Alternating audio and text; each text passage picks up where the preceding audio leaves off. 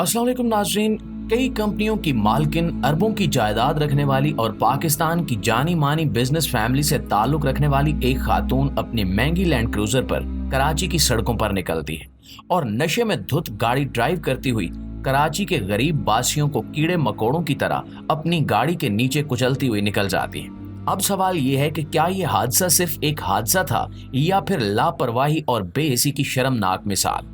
क्या पाकिस्तान में कानून सिर्फ और सिर्फ गरीब के लिए बनाया गया है और इस हादसे के असल मुहर्रकात क्या है?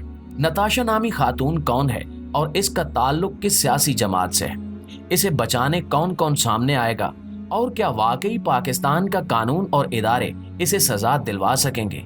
इन सब सवालों को आज की इस वीडियो में तफसील से डिस्कस किया जाएगा, लिहाजा इस वीडियो को आखिर तक खुद भी जरूर देखिएगा और अपने दीगर दोस्तों के साथ भी शेयर जरूर कीजिएगा। प्यारे पाकिस्तानियों, वैसे तो इस मुल्क में सड़कों पर दर्जनों हादसात रोजाना की बुनियाद पर होते हैं, जिनमें बीसियों अफराद लुक्मा अजल भी बन जाते हैं और सैकड़ों उम्र भर के लिए अपाहज होकर बिस्तर तक महदूद होकर जिंदगी गुजारते हैं। लेकिन बाज हादसात ऐसे होते हैं जिन्हें हादसा मानने को दिल नहीं करता, क्योंकि इनमें सफाकियत, बेरहमाना गफलत और हद से ज्यादा कानून की बेतौकीरी नजर आती है। एक ऐसा ही हादसा कराची के इलाके कारसाज में पेश आया, जिसमें लैंड क्रूजर पर सवार एक खातून ने सड़क पर जाते हुए मोटरसाइकिल सवार बाप बेटी को कुचल दिया और फिर उसकी गाड़ी साइड पर खड़ी गाड़ियों और मोटरसाइकिलों को रोनती हुई आगे बढ़ी, जिससे कई दीगर अफराद भी शदीद जख्मी हो गए। मौके पर लोग इकट्ठे हुए और इन्होंने खातून ड्राइवर को भागने नहीं दिया। पुलिस और रेंजर्स आई और इस खातून को, जिसका नाम नताशा बताया गया, थाने ले जाया गया, जहां पर यह खुला कि वो एक अमीर कबीर घराने से ताल्लुक रखती है और उसके शौहर एक बड़ी एनर्जी कंपनी के मालिक हैं। वो खातून खुद भी कई कंपनियों की सीईओ और डायरेक्टर है।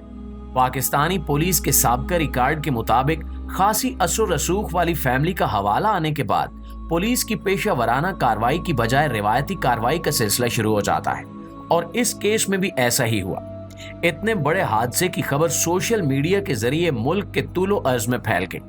मरने वाली बच्ची आमना यूनिवर्सिटी की तालिबा थी और उसका मेहनत कश वालिद उसे छुट्टी के बाद घर छोड़ने जा रहा था। इस हादसे की जो सीसीटीवी फुटेज सामने आई है, उसमें वाज़े तौर पर देखा जा सकता है कि दोनों बाप बेटी मामूल की रफ्तार से मोटरसाइकिल चला रहे थे और एक सफेद रंग की लैंड क्रूजर उन्हें पीछे से टक्कर मारकर रौंदती हुई आगे बढ़ती है।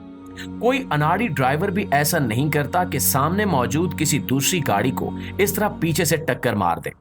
इसका वाज़े मतलब यह है कि नताशा नामी खातून ने अच्छी खासी मिकदार में शराब पी रखी थी और वो अपने होशो हवास में नहीं थी, वगरना ऐसा हादसा होना कोई मामूली बात नहीं है। प्यारे पाकिस्तानियों, सितम ज़रीफी ये कि बाप बेटी को कुचलने के बाद नताशा ने चंद गज आगे जाने वाली गाड़ी को भी रौंद डाला। यहाँ गौर तलब बात यह है कि हादसा उसे कहते हैं जब कोई मोटरसाइकिल या शख्स अचानक चलती हुई गाड़ी के सामने आ जाए।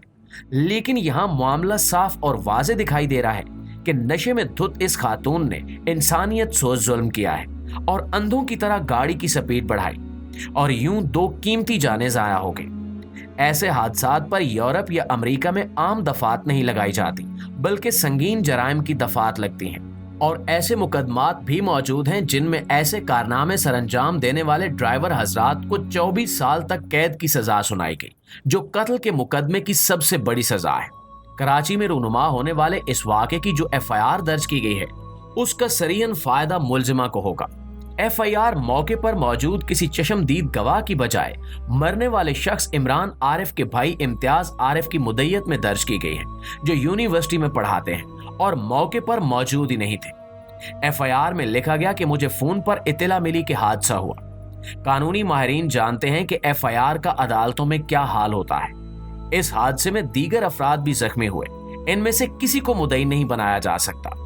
पुलिस जब केस को मजबूत बनाना चाहती है तो मुद्दई की मौके पर मौजूदगी भी जाहिर कर देती है, मगर यहाँ पर एक वाज़े कमजोरी को एफआईआर में छोड़ा गया और मुलजिमा नताशा की जाए हादसा पर जो वीडियोस बनाई गई, उनमें वो होशो हवास में नजर नहीं आ रही और साफ लग रहा है कि नशा आवर चीज के जेरे असर है। मगर पुलिस की तरफ से फौरन ही ये बयान जारी कर दिया गया कि मुलजिमा ने शराब नहीं पी रखी, बल्कि इसे नफ्सियाती मरीज साबित करने की कोशिश की जा रही है और इसके वकील ने अदालत में यह बयान भी दे दिया है कि नताशा ज़हनी मरीजा है। नाज़रीन ग्रामी, आजकल सोशल मीडिया का जमाना है और कोई बात छुपी नहीं रहती। यही वजह है कि इस केस के हवाले से भी अहम पेशरफ्त सामने आई है, क्योंकि सोशल मीडिया सार्फिन ये हकायक सामने ले आए कि नताशा एक बड़ी कंपनी की चीफ एग्जीक्यूटिव अफसर और 8 कंपनियों की डायरेक्टर है। अगर वो नफ्सियाती मर्ज में मुब्तला होकर गाड़ी तक नहीं संभाल सकती तो इसे कंपनियों की भारी जिम्मेदारी कैसे सौंपी गई। यहाँ सवाल ये भी है कि अगर वो इतने संगीन नफ्सियाती मर्ज में मुब्तला होती तो उसका शौहर क्या उसे गाड़ी चलाने की इजाजत देता।